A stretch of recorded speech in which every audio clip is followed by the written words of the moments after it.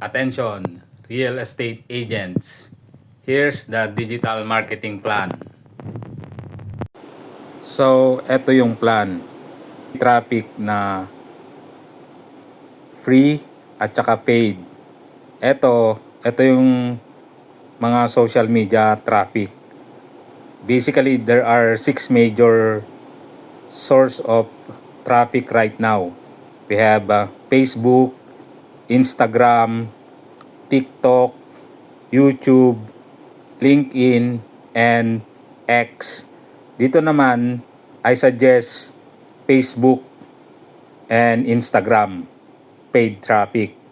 Tapos, kailangan mo silang dalhin sa landing page. Ito naman, ang purpose nito is to collect their name and email para ma-follow up natin sila through email follow up. Ito, pwede tayo mag-offer ng valuable content dito para mag-give value sa audience.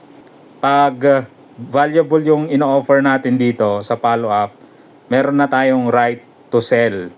Dito na tayo magbebenta ng services. Yan yung digital marketing plan.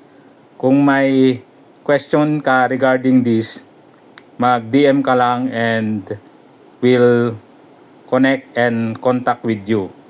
Thank you and see you in the next video.